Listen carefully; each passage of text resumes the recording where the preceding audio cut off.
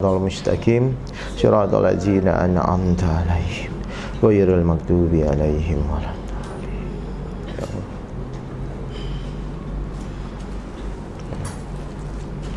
Baik. Assalamualaikum warahmatullahi wabarakatuh. Baik, jadi Bapak Ibu tadi kita lanjut ya kajiannya. Jadi di diagram kehidupan ini tadi bahwa ternyata setiap hari itu Allah akan selalu memberikan pembelajaran. Apa sarana pembelajaran yang tadi kita lakukan? Cara Allah untuk memberikan pelajaran kepada kita dengan apa? Sarana apa? Kejadian atau ujian-ujian kehidupan yang menimpa kita selama ini. Nah, sekarang Bapak Ibu lihat di diagramnya ya. Kalau Bapak Ibu lihat dari penyelesaian masalah hidup sebelah kanan, itu tadi dibaca oleh Pak An, surat 96 ayat 4 dan 5 bahwa Allah akan memberikan pembelajaran dengan sarana pena. Tadi pena kita sudah setuju, pena itu apa? Kejadian. Pembelajarannya kepada siapa? Kepada siapa? Manusia. Manusia yang sudah tahu atau yang belum tahu? Ayat 6, ayat 5-nya Bapak Ibu bisa baca, yaitu pembelajaran kepada manusia yang belum mengerti. Ya, silakan. Dia mengajar kepada manusia apa yang tidak diketahuinya. Mengerti Bapak Ibu ini? Jadi pertanyaan saya, jadi wajar nggak kalau Bapak Ibu punya masalah itu, Bapak Ibu tuh memang tidak tahu solusinya? Wajar nggak? Kenapa? Karena memang Allah nanti yang akan memberi tahu. Ngerti kunci jawabannya ini? Jadi Bapak Ibu jangan kaget ya. Bapak Ibu jangan heran nanti kalau Bapak Ibu punya masalah apapun ya, sepintar apapun Bapak Ibu, sehebat apapun, semampu apapun Bapak Ibu, pasti Bapak Ibu akan belum tahu jawabannya. Ya, makanya mau selevel profesor, selevel dokter pun ketika punya masalah pasti biasanya jadi pusing. Kenapa? Karena memang dia tidak akan tahu jawabannya. Kenapa dia tidak akan pernah tahu jawabannya? Ayat kursi. Tidak ada yang mengetahui ilmu Allah kecuali yang Dia kehendaki. Jadi kalau Bapak Ibu sepintar apapun, kalau Allah belum memberitahu, maka tidak akan pernah Bapak Ibu tahu, dan maka tidak akan pernah Bapak Ibu bisa menyelesaikan masalah itu. Ngerti ya Bapak Ibu ya? Jadi sekarang pertanyaan saya, berarti ikhtiar yang kita lakukan tuh untuk mencari tahu atau supaya Allah memberitahu? Nah, selama ini Bapak Ibu pusing itu biasanya mencari tahu atau supaya Allah memberitahu biasanya? Mencari tahu kemana? Nanti nggak Bapak? Karena sebelum Allah memberitahu, mau Ibu jungkir balik pun tetap nggak akan tahu. Itu kuncinya makanya.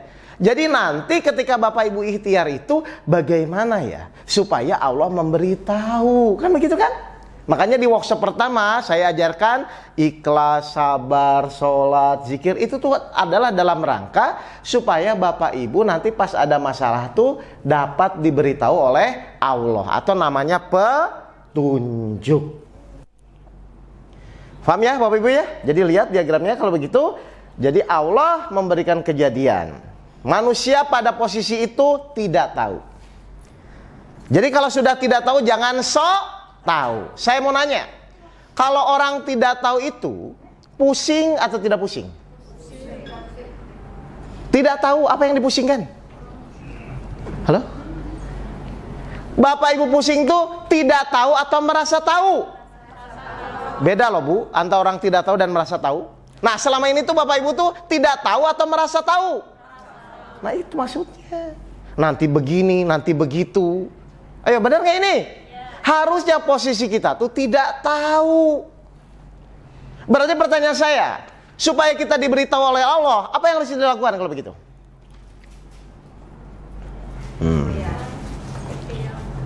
Ya, ikhtiar benar. Tapi ikhtiar itu kan intinya untuk supaya Allah ngasih tahu. Kan ini kita nggak tahu nih, kita dikasih masalah, menurut ayat ini kita tidak tahu. Kenapa? Karena Allah akan memberikan kejadian kepada orang tidak tahu. Makanya wajar kalau semua orang itu punya masalah, pasti tidak tahu solusinya. Karena tugas Allah akan memberi tahu. Pertanyaan saya, supaya Allah memberi tahu, apa yang harus dilakukan? Oke, doa. Terus?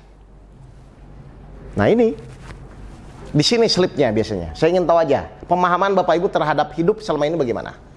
supaya Allah memberitahu, apa yang harus dilakukan? Pasrah. Kira-kira manusia tuh kira-kira gampang pasrah atau sulit pasrah biasanya? Nah, ayo. Ini real ini. Betul, jawaban ibu tuh betul. Tapi menuju pasrah itu pasti ada proses, Pak. Contoh gini ya. Kita sakit, ya, divonis dokter sebulan lagi meninggal misalnya.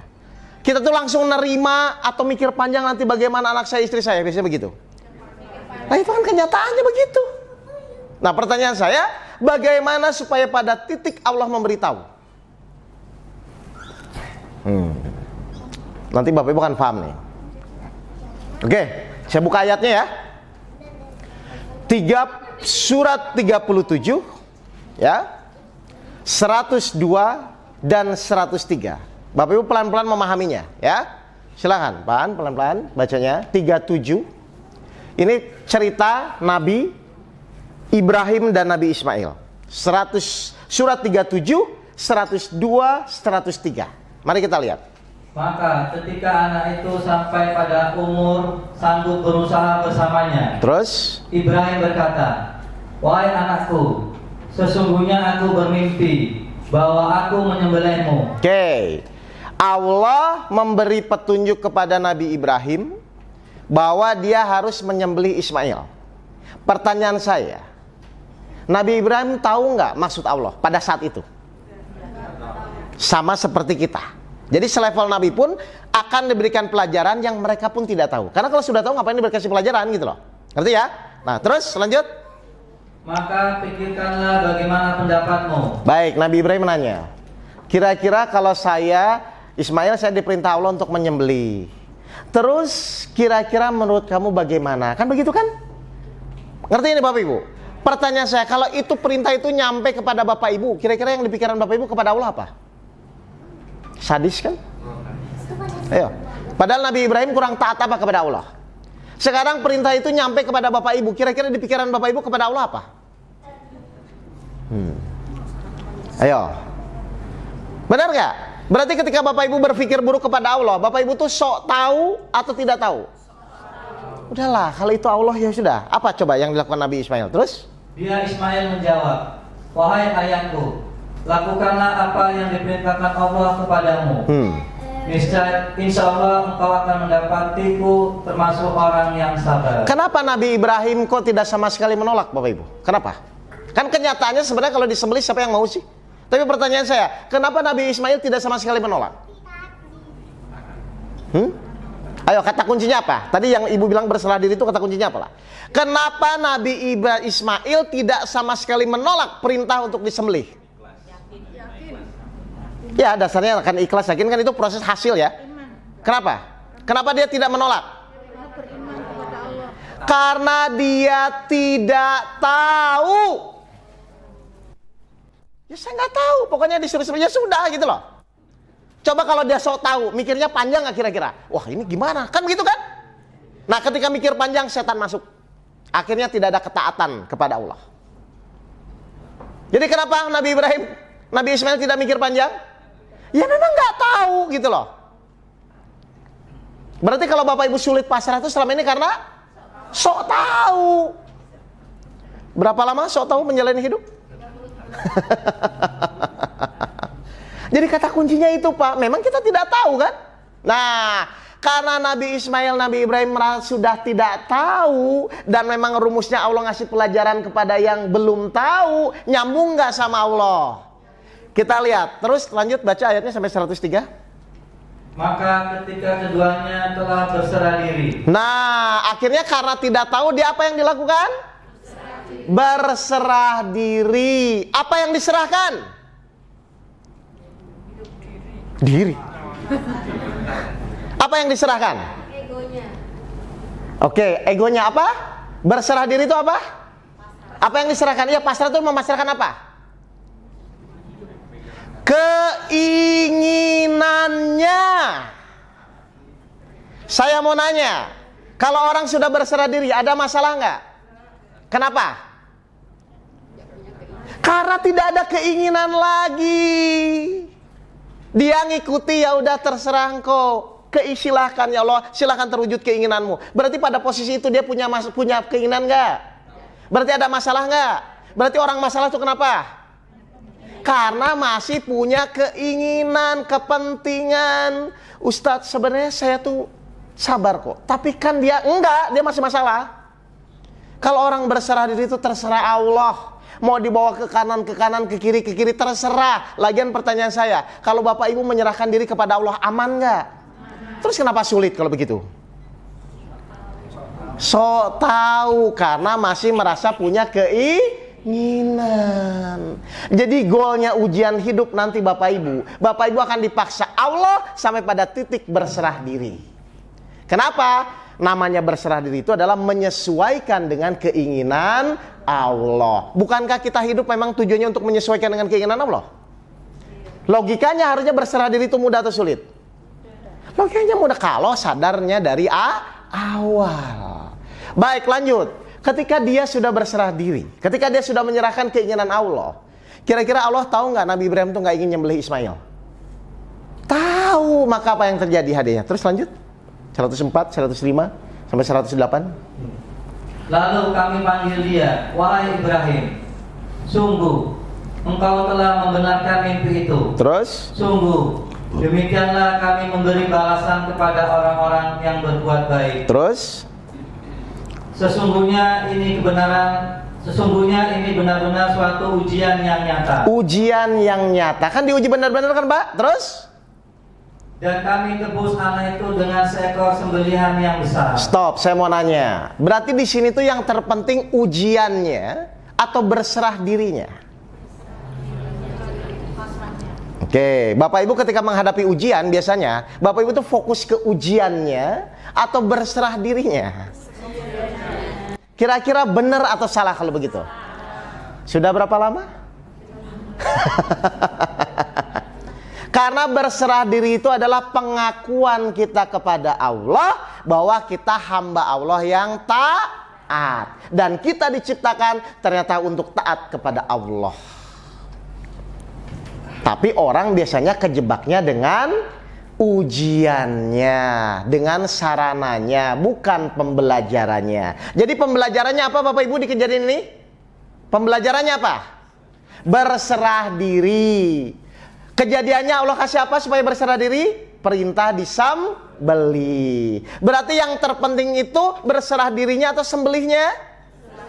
Nah, selama ini Bapak Ibu kalau dikasih penyakit, yang penting itu penyakitnya atau pembelajarannya biasanya? Nah, nggak nyambung kan sama Allah kan? Makanya bagaimana kita bisa mengenal Allah? Oh. Waktu cerita Nabi Musa tadi, ketika Nabi Musa belajar kepada Nabi Khidir, itu tuh sebenarnya pembelajarannya apa buat Nabi Musa sebenarnya? Keimanan, ketaatan, betul? Kejadiannya apa? Perahu bocor, benar nggak?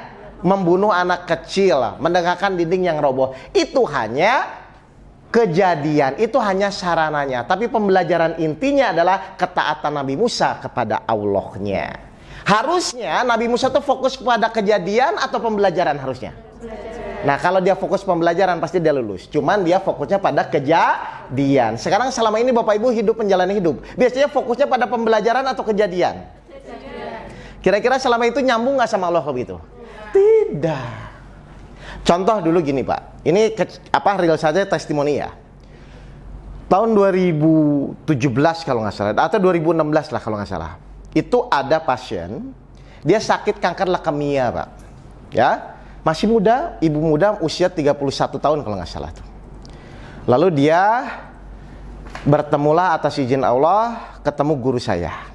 Ya, dia bilang sudah berobat ke sana ke sini, terakhir mau ke Singapura dan lain-lain lah, seperti itu ceritanya. Pokoknya secara estimasi ya, secara medis itu 30 hari lagi, sebulan lagi dia meninggal Pak. Nah, wajar ya, namanya orang berikhtiar bagaimana supaya cepat sembuh dan lain-lain, karena anaknya juga masih kecil.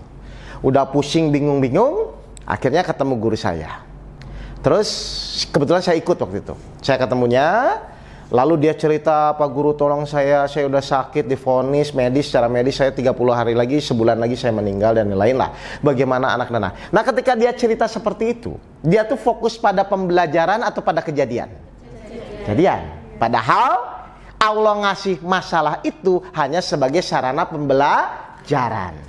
Pertanyaan saya, kalau kita sudah tahu pembelajarannya, kira-kira kejadiannya diambil nggak? Kalau kita sudah tahu pembelajarannya, kayak tadi Nabi Ibrahim memerintahkan karena Allah menyembelih Nabi Ismail. Lalu Nabi Ibrahim, Nabi Ismail pembelajarannya adalah berserah diri. Ketika dia sudah berserah diri, perintah menyembelihnya diambil nggak? Ngerti nggak? Berarti kalau kita sudah tahu pembelajarannya, harusnya kejadiannya diambil nggak? Diambil. Nah, si pasien leukemia ini ngobrol, saya sudah begini begitu. Akhirnya Pak Guru mohon kepada Allah, ya Allah, beritahu pembelajaran apa sih kok dengan penyakit ini hambamu ini sampai pada titik akan meninggal secara medis. Alhamdulillah maha baiknya Allah, Allah ngasih pembelajaran dan ngasih tahu kepada guru. Nyambung, sebenarnya nyambung gak ada nyambung nih Pak.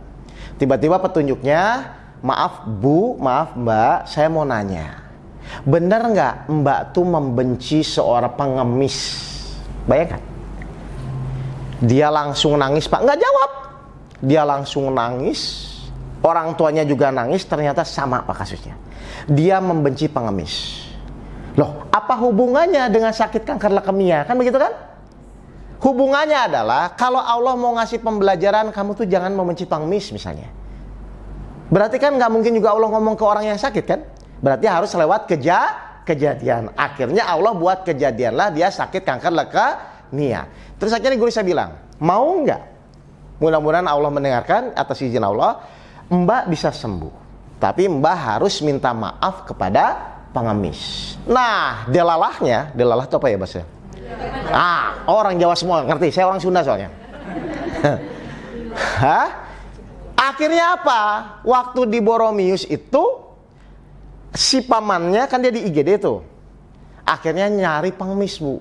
Dan dalalnya itu pada hari ritual kami lagi bersih-bersih pengemis. Wah susah kan, biasanya banyak jadi nggak ada Pak. Akhirnya nyari-nyari dekat Kartikasari Dago lah kalau nggak salah tuh. Ada 2 orang. Dia bilang, ini Pak Guru ada, nggak apa-apa, yang penting simbolis aja. Tapi intinya adalah mohon kepada Allah, mohon ampun, bahwa ternyata pembelajaran ini saya akan mohon ampun benar-benar. Apa yang terjadi Pak? Pengemisnya dibawa, kaget, pengemis juga sudah dibawa ke rumah sakit. Dan atas izin Allah, karena memang sudah dapat petunjuknya ya, Allah memudahkan, security-nya nggak apa-apa, terus masuklah dia ke ruang IGD. Itu langsung si ibu itu, saya namanya, inisialnya V aja ya, jangan disebutkan, kasihan. Langsung minta maaf ke pengemis itu, Pak, Bu, maafin saya, pokoknya karena Allah saya benar-benar tulus, saya minta ampun dengan kesalahan saya yang saya tidak sadari. Pengemis kan bingung. Terus kata papanya, udah pokoknya bilang iya aja, iya. Akhirnya, ya kan bingung kalau tiba-tiba datang orang di IGD terus minta maaf, ini kan nggak nyambung ini kalau nggak ngerti. Akhirnya dia minta maaf benar-benar, nangis, ijab kabul, dan akhirnya guru saya mengaminkan, ya insya Allah Allah mendengarkan doa Mbak. Sekarang kita lihat apa yang terjadi. Toh kalau misalnya mau diperpanjang pun itu kehendak Allah, tapi kalau pembelajarannya biasanya orang sudah tahu, biasanya Allah ambil kejadiannya. Apa yang terjadi Bapak Ibu? Setelah dia minta maaf itu siang, besoknya kondisinya mulai membaik, seminggu kemudian sembuh total. Kok bisa? Ya suka-suka Allah kan. Loh benar nggak? Allah mau menyembuhkan bisa? Mungkin secara manusia tidak mungkin. Tapi kalau orang sudah mengerti pembelajarannya, Allah mau ngapain lagi? Orang udah ngerti. Makanya lihat diagramnya. Ketika manusia mengerti, itu kan lihat kan? Maka kejadiannya diambil nggak? Diambil. Maka masalah akan teratasi. Jadi begitulah kehidupan, hanya mengerti pembelajarannya, bukan terjebak di kejadiannya. Nah selama ini mohon maaf Bapak Ibu tuh biasanya fokus di pembelajarannya atau kejadiannya. Lah kalau kejadiannya terus gimana mau mengenal Allah? Jadi nanti kalau ada kejadian, pertanyaannya, ya Allah apa sih maksudmu mengizinkan kejadian ini? Kenapa ya Allah kok istri saya tuh cerewet sekali? Tanya aja, nggak apa-apa. Pembelajarannya apa? Kan gitu aja sebenarnya. Kalau Bapak Ibu terus terjebak kejadian itu warna-warni Pak. Kejadian itu banyak sekali, mau dari anak, dari istri, dari suami. Itu sebenarnya cuma warna-warni saja, hanya sekedar sarana pembelajaran. Makanya ingatlah, wali-wali Allah itu tidak pernah bersedih hati dan khawatir terhadap apa yang menimpa dirinya. Kenapa? Karena dia fokusnya bukan pada kejadian, tapi pembelajaran. Coba 10, 62, 63. Benar nggak wali-wali Allah itu tidak pernah bersedih hati?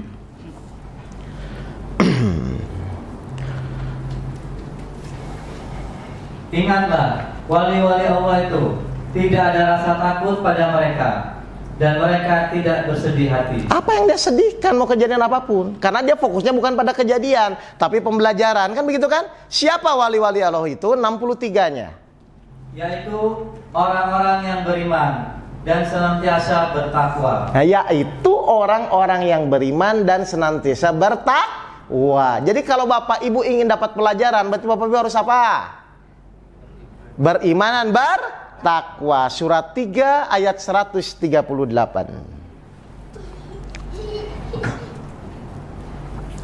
Silahkan. Inilah Al-Quran, suatu keterangan yang jelas untuk semua manusia, dan menjadi petunjuk serta pelajaran bagi orang-orang yang bertakwa. Pembelajaran bagi orang-orang yang bertakwa. Jadi untuk semua orang atau untuk orang yang bertakwa, Pak? Makanya orang bertakwa selalu akan diberikan jalan keluar karena dia mengerti pembelajarannya. Jadi langkah yang bertakwa kemarin tadi apa? Beriman kepada yang goib, meyakini sesuatu yang dia tidak ketahui. Berarti apapun kejadian nanti di depan mata dia, saya terima dulu. Kenapa harus diterima? Agar mendapatkan pembelajaran. Atau ginilah, nggak usah susah-susah lah Pak. Bapak Ibu waktu dulu sekolah, itu kalau ingin lulus ujian, soalnya tuh diterima dulu atau ditolak? Nah, bisa nggak lulus ujian nolak soal? Nah, Bapak Ibu juga tahu. Sekarang Bapak Ibu dalam menjalani ujian kehidupan, kalau ingin lulus berarti soalnya diterima dulu atau ditolak? Kenyataannya? Tapi ingin lulus. Nah, lucu nggak? Kan kita aja di sekolah dulu, kalau mau ujian kan diterima dulu soalnya, terus dikerjakan kan? Baru kita lulus. Atau Bapak Ibu nolak soal terus ingin lulus, begitu? Saya kan punya orang dalam, ya beda ceritanya. Paham Bapak Ibu ini? Jadi logika sederhana aja. Kalau Bapak Ibu ingin lulus ujian, ya terima dulu soalnya Pak. Ini ingin lulus tapi nggak mau nerima soal, kan nggak nyambung ini. Paham ini Bapak dan Ibu ini? Jadi kita sekarang harus mulai belajar. Setiap kejadian itu pasti dibaliknya ada hikmah atau pembelajarannya. Nggak mungkin nggak. Kalau cuman sekedar manusia ya, kalau cuman sekedar Allah cuman begini. Nih saya kasih masalah, terus tolong selesaikan. Misalnya kalau cuman seperti itu, ngapain gitu loh Bapak Ibu? Kayak kita hewan, lapar, cari mangsa, kenyang. Apakah cuman begitu? Apakah manusia cuman, nih saya kasih masalah, selesaikan. Apakah Allah cuman begitu? Tidak. Pasti ada sesuatu di balik itu. Tapi kenyataannya manusia biasanya cuman hanya pas dapat masalah, bagaimana supaya selesai. Akhirnya sudah selesai. Dapat masalah lagi baru, begitu lagi. Apakah hidup cuman begitu? Ternyata tidak begitu Bapak Ibu. Hidup itu sampai mengenal Allah. Bagaimana kita mengenal Allah kalau kita selalu terjebak di kejadian? Baik, ada pertanyaan? Harusnya pertanyaan Bapak gini. Saya ajarin ya. Nanti tanya ke saya.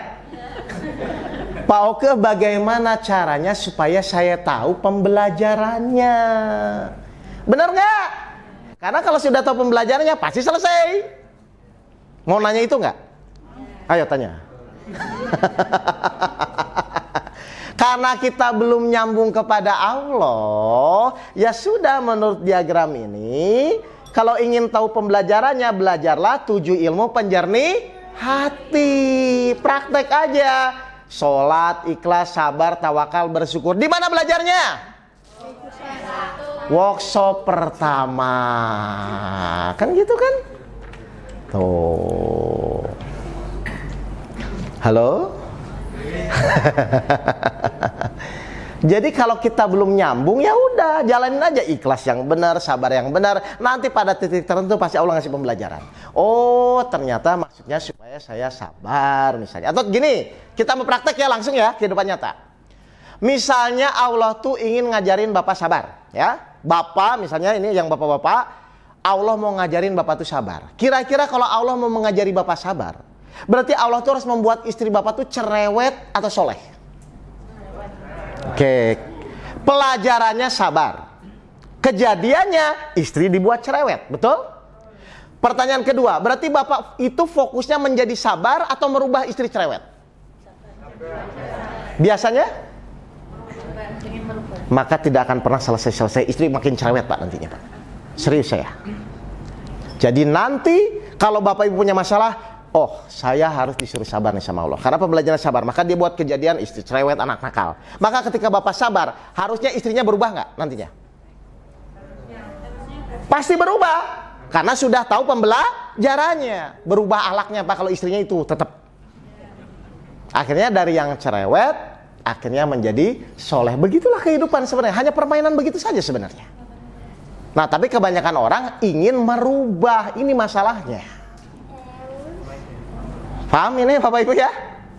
Ingin berubah. Bahkan kalau bisa malah cari yang lebih baik. Tapi kalau nggak ngerti pembelajarannya, ya nanti ketemunya begitu-begitu terus. Karena tidak meningkat. Paham ini Bapak dan Ibu ini? Ya? Jadi pembelajaran hari ini adalah coba jangan terjebak. Kalau Bapak Ibu ingin mengenal Allah, mulai fokus pembelajaran apa ya Allah yang kau berikan kepada saya. Ngerti ini Bapak Ibu ini? Oke. Kalau ngerti kita masuk materi selanjutnya. Baik. Halaman berikutnya ya Bu. Halaman berikutnya aja. Nah. Baik. Di sini ada diagram bagaimana caranya menghadapi kejadian-kejadian hidup. Ini cara prakteknya ya. Jadi Bapak Ibu lihat di sini paling atas apa tulisannya? Baik, kejadian hidup itu ada berapa Pak? Bu? Ada 2, kejadian enak dan tidak enak. Ada lagi? Nah, jadi nggak usah banyak-banyak, cuma 2 Pak. Bapak Ibu tuh pasti di dalam menjalani hidup akan menghadapi 2 kejadian ini. Enak dan tidak enak. Pertanyaan saya, kalau mendapatkan kejadian enak, mudah nggak menerimanya? Oke, berarti saya nggak usah bahas ya, buang-buang waktu ya. Berarti yang saya akan bahas adalah membahas kejadian tidak enak. Karena sebagian orang sangat sulit untuk menerima kejadian yang tidak enak. Misalnya contoh apa kejadian tidak enak? Suami nggak pulang-pulang. Mudah menerimanya? Nah, mudah. Nggak punya suami, kan gitu loh. Oke, berarti saya akan fokus sekarang bagaimana caranya belajar menerima kejadian yang tidak enak. Baik.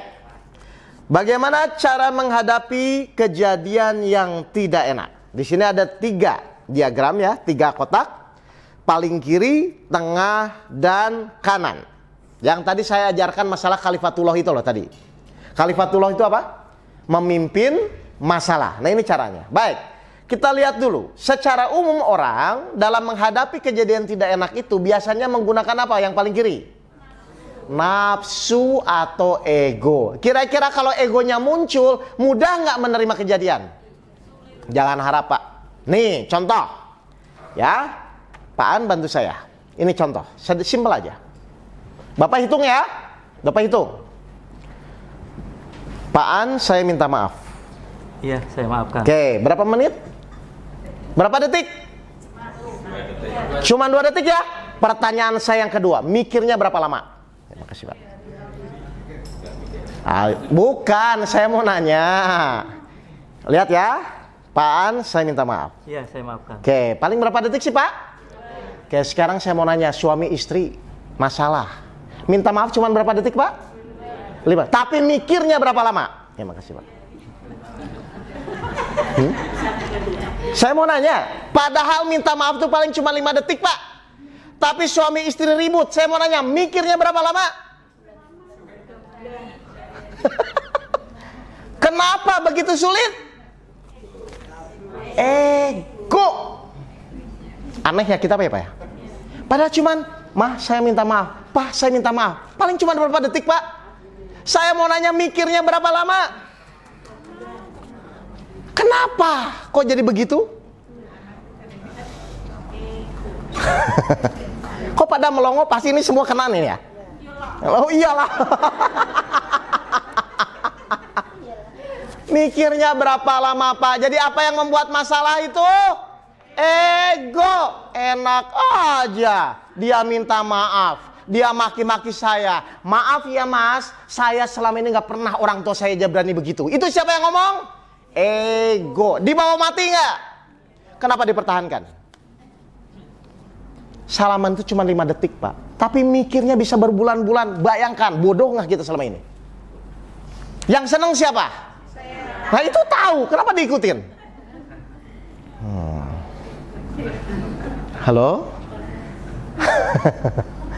Padahal cuma berapa detik tadi? 2 detik. Cuma 2 detik, 3 detik. Pak kalau WA gimana? Udah nggak usah pakai rekayasa, minta maaf. Dalam rangka menurunkan ego. Coba 12 ayat 53. Nafsu atau ego? Kita lihat Bapak tipe yang mana nih?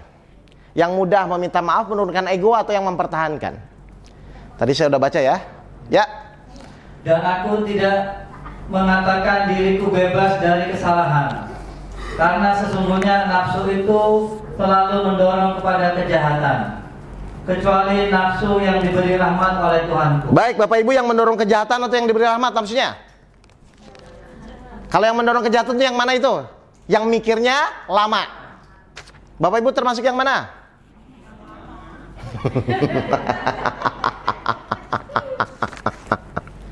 Hati-hati ya Bapak Ibu ya. Itu ternyata bisikan setan dan ego. Terus Bapak Ibu nyalain setan. Saya buka ayatnya. Ya. 14 ayat 22. Perhatikan ayatnya. Setan akan ketawa kepada Bapak dan Ibu nanti. Dan setan berkata, siapa yang ngomong? Setan. Pak Aan. Oke, lanjut. Ketika perkara hisab telah diselesaikan. Oke, setan akan lepas tangan ketika nanti Bapak Ibu nyalain setan di Yomil Hisab. Itu gara-gara setan kan begitu ya tadi kan? Baik, apa kata setan? Sesungguhnya Allah telah menjanjikan kepadamu janji yang benar. Tuh. Terus? Dan aku pun telah menjanjikan kepadamu, tetapi aku menyalahinya. Ngaku, coba bayangkan. Terus? Tidak ada kekuasaan bagiku terhadapmu, melainkan sekedar aku menyeru kamu kalau kamu mematuhi seruanku. Oke, menyeru itu berarti setan bisa maksa nggak? Berarti pilihannya di siapa? Kita. Berarti yang salah siapa? Kita. Kenapa ngikutin? Terus? Ini kata setan nih. Oleh sebab itu, janganlah kamu mencerca aku, tetapi cercalah dirimu sendiri. Terus? Aku tidak dapat menolongmu, dan kamu pun tidak dapat menolongku. Terus? Sesungguhnya aku tidak membenarkan perbuatanmu menyekutukan aku dengan Allah sejak dulu. Tuh. Setan aja ngaku loh Pak. Allah tuh benar, saya salah. Lah, saya cuma nyeru. Kenapa kamu ngikuti saya? Maka janganlah cercalah aku, tapi cercalah. Jadi yang setan siapa? Kenapa kita mudah digoda oleh setan? Nafsu yang mendorong kejahatan. Gara-garanya apa? Minta maaf aja mikir. Mikirnya berapa lama?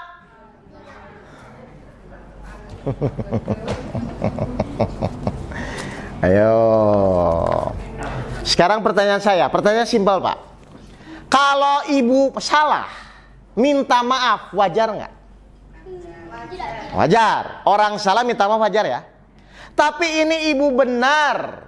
Tapi karena ingin Allah senangnya silaturahmi dan senangnya rukun, lalu ibu tetap minta maaf karena Allah, meskipun ibu tidak salah. Kira-kira di hadapan Allah wajar atau mulia? Mulia. Siapa yang ingin mulia di hadapan Allah kalau begitu? Berarti mau salah mau benar, mau nggak minta maaf duluan? Mau. Selesai sudah. Keluarga harmonis. Sudahlah. Bertahun-tahun udah hidup, masa berantem terus? Bapak udah tahu ibu sifatnya begitu. Ibu pun sudah tahu sifat bapak begitu. Kok terpancing lagi begitu loh, masuk lubang 2 kali? Ustadz saya tuh pusing ya. Kalau saya buatin kopi buat suami saya, kalau saya lupa, suami saya marah. Sudah berapa tahun bu ibu hidup? 20 tahun. Masa 20 tahun begitu terus kejadiannya? Berarti kalau ibu nanti nggak buatin kopi, suami marah, wajar nggak?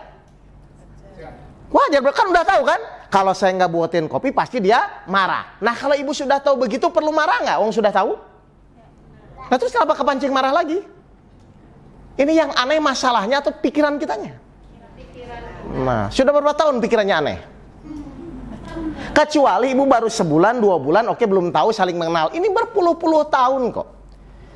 Masa nggak sadar-sadar? Nih, lihat ya, saya nggak buatin kopi suami saya, pasti dia marah. Lah kalau sudah tahu ngapain marah? Tuh, ternyata di situ setan berperan membisikkan pikiran jahat. Jadi yang salah siapa? Nah, udah selesai. Tuh. Jelas Pak Firmi? Baik. Karena ego kita tinggi, maka turun ke bawah apa? Pasti kita tidak bisa menerima. Kira-kira ketika kita tidak bisa menerima itu akan banyak alasan nggak? Nah, itu tahu. Saya tuh kurang baik apa Ustadz? Saya tuh kurang sabar apa lagi? Nah, itu alasan itu sebenarnya. Udahlah, akui salah, karena manusia itu bukan makhluk yang sempurna. Karena sulit menerima, jadi masalah nggak? Baik, saya mau nanya nih, suami galak secara umum masalah nggak? Kalau bisa menerima? Nah, berarti yang masalah itu suaminya atau kitanya yang nggak bisa menerima? Ya sudah, selesai, ngapain bingung-bingung? Halo? Loh, saya mau nanya, istri cerewet masalah nggak? Kalau bisa menerima? Ya sudah. Bapak Ibu tuh ingin masalah atau ingin tidak ada masalah? Ya secepatnya menerima. Halo? Kok pada bingung ini? Kan simpel, Pak.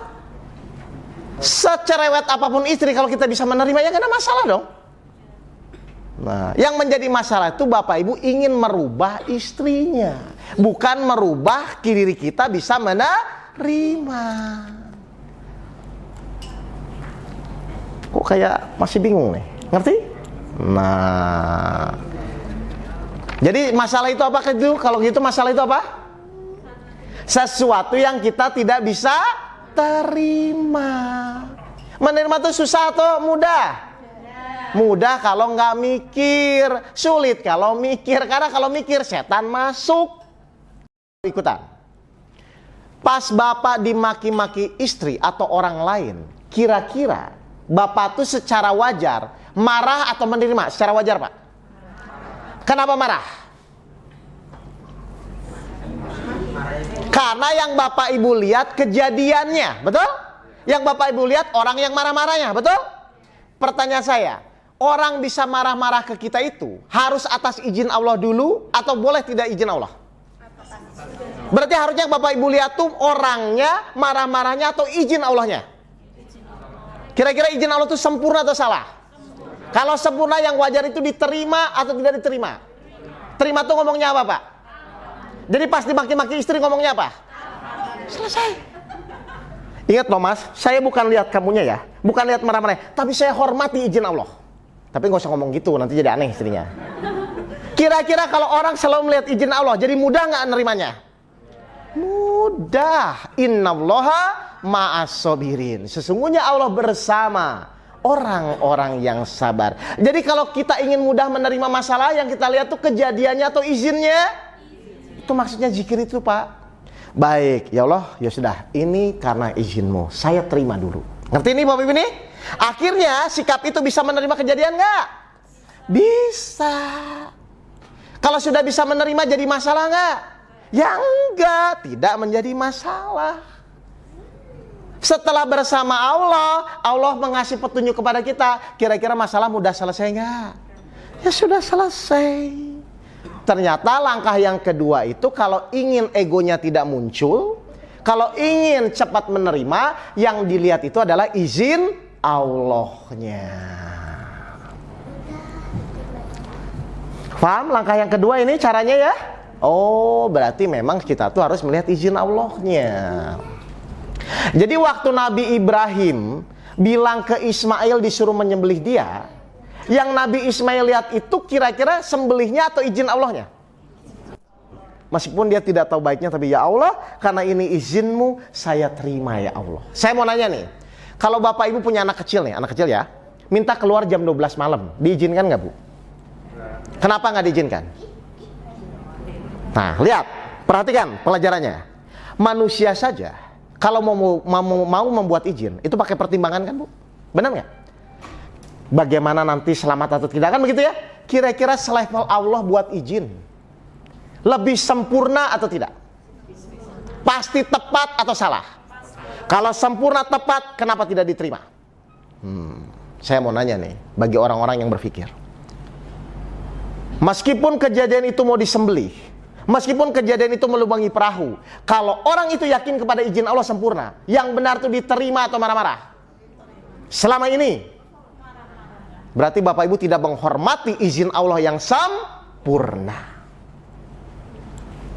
Jadi kalau bapak ibu ingin mudah menerima kejadian, geser pola berpikirnya, jangan lihat kejadiannya, tapi lihat izin Allahnya. Jelas bapak dan ibu ini? Ketika bapak ibu selalu melihat izin Allah, akhirnya tidak jadi masalah, karena dasarnya bapak ibu sudah menerima.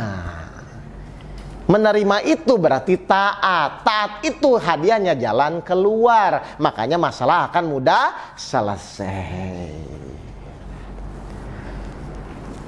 Baik, yang terakhir. Paling kanan. Apa paling kanan?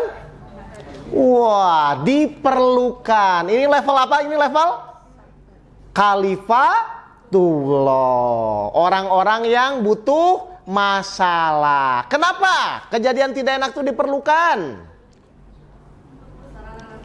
Untuk menjadi sarana latihan sabar. Kenapa kok ingin sabar? Masuk surga tanpa hisab. Kenapa orang sabar masuk surga tanpa hisab? 39 ayat 10. Pahalanya nggak ada batasnya, Pak. Kita lihat Surat Az-Zumar, surat 39 ayat 10. Apa hadiah Allah untuk orang-orang yang sabar? Katakanlah Muhammad, wahai hamba-hambaku yang beriman, bertakwalah kepada Tuhanmu. Bagi orang-orang yang berbuat baik di dunia, bagi orang-orang yang berbuat baik di dunia ini akan memperoleh kebaikan. Terus? Dan bumi Allah itu luas. Hanya orang-orang yang bersabarlah yang disempurnakan pahalanya tanpa batas. Hanya tuh satu atau dua, Pak? Hanya orang-orang sabarlah yang pahalanya disempurnakan tanpa batas. Sholat 27 derajat, haji, Lailatul Qadar 1000 bulan, sedekah 700 kali lipat. Tapi untuk pahala sabar tidak ada batasnya. Makanya dalam kitab hadis masuk surga nanti ada satu golongan. Golongan itu tidak akan dihisap. Golongan itu langsung masuk surganya Allah. Golongan apa itu? Orang-orang yang sabar. Pertanyaan saya, kalau bapak ibu ingin sabar, butuh pasangan yang baik atau yang menjengkelkan? Selesai sudah. Kita perlukan untuk apa? Jadi sabar. Jadi berbahagialah bagi orang yang masih punya pasangannya menjengkelkan. Ustadz, suami saya galak. Alhamdulillah. Kira-kira kalau sudah dari awal sudah alhamdulillah, jadi masalah nggak? Enggak. Bersyukur. Kenapa?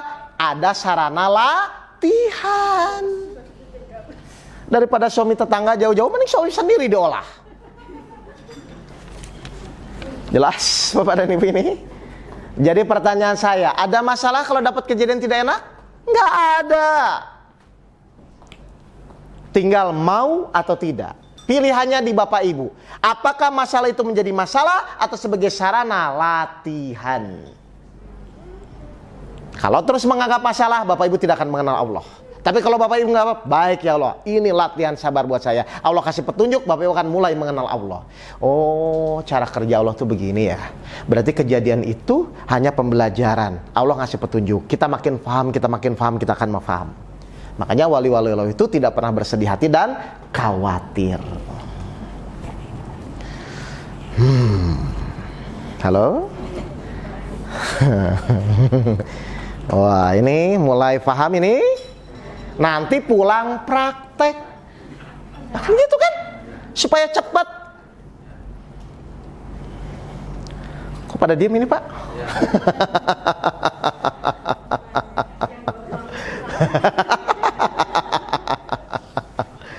Wah, luar biasa ya Al-Quran tuh, Pak. Kalau kita benar-benar ngupas dengan pas, mengaplikasikan dalam kehidupan, enggak akan pusing kok Bapak Ibu. Santai saja sudah.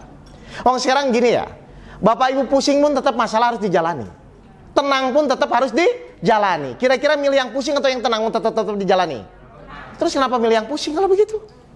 Tetap dijalani kok. Emang dengan pusing masalah selesai kan? Enggak juga. Tenang tetap harus dijalani. Pusing tetap harus dijalani. Nah, kenapa milih yang pusing? Terus bertahun-tahun lagi pusingnya, kan ini nggak wajar ini. Yo, Bapak Ibu, paham nggak ini? Nah, ini materinya mengenal Allah. Baik, ada pertanyaan? Silakan kalau ada pertanyaan, jangan ragu-ragu. Kalau tidak, saya lanjut materinya, karena masih banyak. Oke, clear ya? Baik. Sekarang kita masuk diagram berikutnya. Silahkan dibuka. Nah, di sini agak seru nih. Tadi saya sudah jelaskan, cuman ini didetailkan. Apa? Tulisan paling kiri atasnya, Pak? Nah, kenapa kok perjalanan jiwa manusia bukan perjalanan manusia? Kenapa? Ini kan tulisannya perjalanan jiwa. Kenapa kok perjalanan jiwa Bapak dan Ibu? Bukan perjalanan manusia? Karena yang menunjukkan Allah dalam roh. Wah, pintar Ibu. Baik. Berarti sekarang kita harus mengerti, kita tuh menjalani hidup tuh mau apa? Tolak ukurnya apa? Goalnya tuh apa? Ya? Tadi saya bilang, semua orang yang hadir di sini pasti cita-citanya sama, bahagia dunia dan akhirat. Berarti minimal di dalam menjalani kehidupan dunia dan akhirat harus bahagia. Tadi bahagia itu apa tadi bahagia itu? Bahagia adalah ketika kita di jalan yang lurus. Berarti wajib nggak kita di jalan yang lurus, Pak? Wajib kalau kita ingin bahagia. Jadi jalan yang lurus itu kewajiban atau kebutuhan? Jalan yang lurus itu kewajiban atau kebutuhan? Kalau kewajiban masih dipaksa. Bapak Ibu ingin bahagia nggak? Nah, syaratnya harus apa?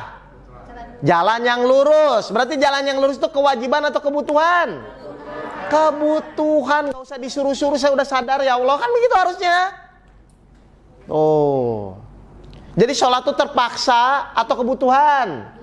Sabar itu terpaksa atau kebutuhan? Itu harus pada titik itu nanti. Oh, saya disuruh sabar memang kebutuhan. Karena kita ingin masuk surga kan? Jadi boleh nggak ngomong kalau kebutuhan, saya sulit sabar tapi saya butuh, bisa nggak begitu? Nah itu harusnya. Kalau kebutuhannya lakukan, memang kita butuh kok. Paham ya Bapak Ibu ya? Jadi dengan kesadaran, oh iya ya, saya harus di jalan yang lurus. Baik, mari kita lihat tujuan Allah menciptakan Adam dan Hawa. Sebagai apa? Tadi saya sudah jelaskan, tapi diulang nggak apa-apa. Surat 2 ayat 30.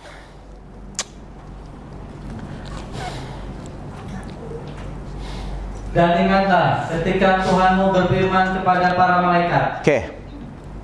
Aku hendak menjadikan khalifah di bumi. Baik ya, ini Allah bilang saya akan menjadikan khalifatullah, pemimpin atau wakil Allah di muka bumi ini. Berarti pasti harus mewakili keinginan Allah.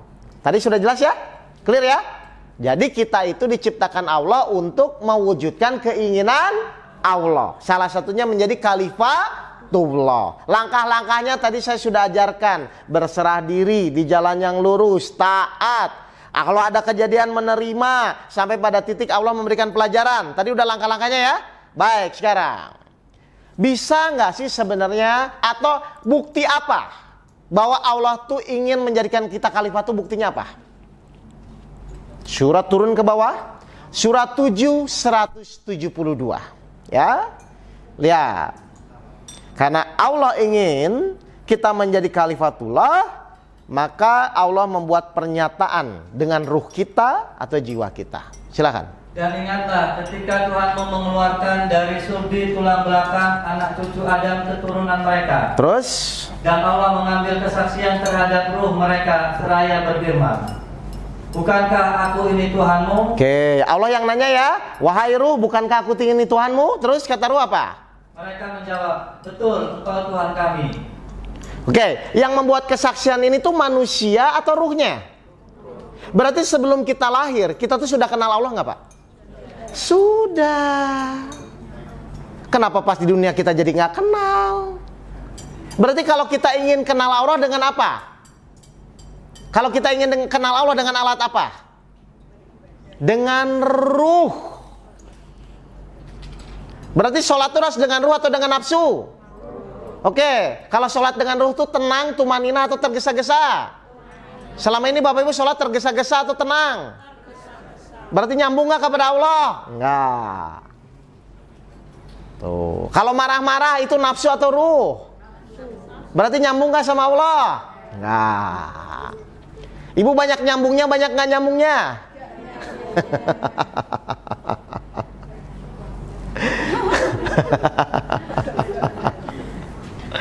Mengerti Bapak Ibu ini ya? Jadi ayolah kita perbaiki sikap kita. Kalau sabar itu kira-kira dengan ruh atau dengan nafsu? Kalau sabar, ruh kolbu. Kalau marah-marah, nafsu. Berarti kalau ingin kenal Allah itu sabar atau marah-marah? Nah, Bapak Ibu biasanya senangnya marah-marah atau sabar? Nah. Paham ya Bapak Ibu ya? Jadi kenalkanlah Allah itu alatnya tetap di dalam diri kita, namanya ruh atau kolbu. Jelas? Oke. Karena setelah membuat pernyataan dan manusia ini benar-benar akan menjalin ujian kehidupan, maka umur 4 bulan di dalam rahim, maka Allah tiupkan apa? Ruhnya. Oke, kamu jadi manusia untuk menjalani ujian kehidupan. Silakan surat 3 ayat 6. Ali Imran ayat 6. Benar nggak Allah meniupkan ruh? Dialah yang membentuk kamu dalam rahim, menurut yang Dia kehendaki. Baik, sebenarnya ada ya yang kondisinya, tapi ini saya simpelkan saja. Jadi karena sudah membuat pernyataan supaya manusia itu nanti jangan lupa bahwa dia itu sudah kenal Allah sebenarnya, maka ditiupkanlah ruhnya ke dalam jasad manusia. Maka lahirlah dia sebagai manusia. Jadi manusia itu terdiri apa Pak? Jasmani dan rohani. Sederhananya begitu ya. Tapi nanti kalau mati yang tanggung jawab jasmani atau rohani? Makanya perjalanan jiwa, perjalanan ruh. Jasmani jadi saksi, ruhaninya nanti jadi terdakwa. Jadi hati-hati ya Bapak Ibu ya. Berarti harusnya dalam memimpin hidup, dalam menjalani hidup, harusnya yang memimpin itu ruhaninya atau nafsunya? Harus ruhani yang memimpin. Apa ciri-ciri ruhani Pak? Tenang, rendah hati. Ya udah Pak, saya yang salah. Selalu ingin memperbaiki diri. Itu ciri-ciri ruhani Pak. Pokoknya baiklah. Saya mau nanya, apakah pencuri ingin anaknya jadi pencuri Pak? Nah, padahal dia mencuri loh. Kenapa dia tidak ingin jadi anaknya? Berarti yang ngomong tuh nafsunya atau ruhaninya? Ruhaninya. Paham ya Bapak Ibu sekalian ya? Baik, setelah dimasukkan ya, maka manusia akan mendapatkan apa tadi? Waktu saya kupas tadi apa? Akan mendapatkan apa? Lihat diagramnya. Pembelajaran. Yang tadi kita bahas loh. Pembelajaran lewat apa? Sarana apa? Kejadian. Jadi Bapak Ibu ya, nggak usah khawatir dengan yang namanya masalah. Karena masalah itu hanya pembelajaran. Dari yang kita tidak tahu menjadi tahu. Makanya kalau Bapak Ibu bilang saya nggak mau punya masalah, berarti Bapak Ibu itu nanti pintar atau bodoh dalam menjalani hidup. Padahal kalau saya tanya, Bapak Ibu tuh ingin hidup dalam kondisi punya masalah atau tidak ingin punya masalah? Berarti Bapak Ibu nggak mau sekolah, nggak mau menerima pembelajaran. Sekolahnya nyampe pintu gerbang doang. Jadi setiap manusia pasti akan diberikan pembelajaran. Sarananya permasalahan atau kejadian. Mengerti Bapak dan Ibu ini? Baik. Setelah Bapak Ibu mengerti pembelajarannya, manusia itu mengerti, itu kan tinggal turun kan? Berarti Allah akan apa Pak, Bu? Ngambil lagi masalahnya. Ini siklus hidup itu cuma begini. Sampai kapan pembelajarannya? Sampai mati jangan sampai mati. Sampai kapan? Lihat ke bawahnya sampai apa? Setelah mengambil kalamnya sampai apa? Lihat bawahnya lagi. Sampai kita sudah tidak bersedih hati lagi dengan yang namanya masalah. Bisa atau tidak? Bisa, di Al-Quran yang disuruh kok. Makanya wali-wali Allah itu tidak sedih dan khawatir karena dia udah pinter Pak. Masalahnya paling oke, saya tobat, saya pasrah, saya mohon gitu. Misalnya contoh, dulu waktu Bapak Ibu SD dapat ujian SD, kira-kira pusing atau paham? Atau misalnya gampang menyelesaikan waktu SD? Pusing ya? Tapi ketika Ibu mahasiswa dapat ujian SD, kira-kira gampang nggak? Nah, itu maksudnya. Jadi wali-wali Allah itu udah tahu Pak. Oh ini toh, oh kata kuncinya ini. Ya udah dia jalan aja. Selesai masalahnya. Nah sekarang kita tuh sudah jadi SMA atau masih SD? Muter aja di masalah, nggak selesai. Ya itu karena Bapak Ibu tidak meningkat pembelajarannya. Jadi sampai apa pembelajarannya? Wali-wali Allah tidak bersedih hati dan khawatir. Akhirnya pas meninggal, jiwanya tenang atau gerungsung. Turun ke bawah, wahai jiwa yang tenang, kembalilah kepadaku, masuklah ke dalam jamaahku, dan masuklah ke dalam surgaku. Jadi kalau nanti Bapak Ibu mati jiwanya belum tenang, kira-kira langsung masuk surga atau dicuci dulu? Siap? Enggak, ya makanya cepat belajar lewat kejadian. Jadi Bapak Ibu tuh bahagia menjalani kehidupan karena memang nggak terjebak di kejadiannya. Dapat pelajaran, Allah ngasih tahu. Dapat pelajaran, Allah ngasih tahu. Begitu aja terus. Loh, Ibu baru paham selama ini hidup? Hah? Waduh, repot ini. Ya? Jelas ya Bapak Ibu di sekolah? Jadi diagram siklus hidup itu kita tidak akan terlepas dari yang namanya kejadian atau permasalahan. Terus saja muter Pak di situ. Sampai pada titik Ibu Bapak Ibu sudah tidak bersedih dan khawatir. Allah akan melatih itu terus menerus. Akhirnya apa yang terjadi ketika kita menjadi wakil Allah atau kepanjangan tangan Allah? Apa yang akan terjadi? 8 ayat 17. Kita lihat. Ini luar biasa nih. Kalau Bapak Ibu sudah paham maksud Allah, sudah dekat kepada Allah, sudah hanya jadi kepanjangan tangan Allah. 8 ayat 17, silakan. Maka sebenarnya bukan kamu yang membunuh mereka, tapi melainkan Allah yang membunuh mereka. Terus? Dan bukan engkau yang melempar ketika engkau melempar, tetapi Allah yang melempar. Nah, jadi orang yang jadi wali Allah itu kira-kira hidupnya itu menjadi kepanjangan tangan Allah saja. Ketika dia ngomong bilang jadi, maka jadi. Ketika dia berdoa, ya Allah saya ingin duren, maka datang yang ngasih duren. Ya Allah tolong ya Allah masalah saya selesai, maka masalahnya selesai. Akhirnya jadi main-main saja dia. Tuh. Pengen nggak Bapak Ibu hidup begitu? Makanya kalau pelajaran tuh masuk di sekolah. Namanya sekolah kehidupan.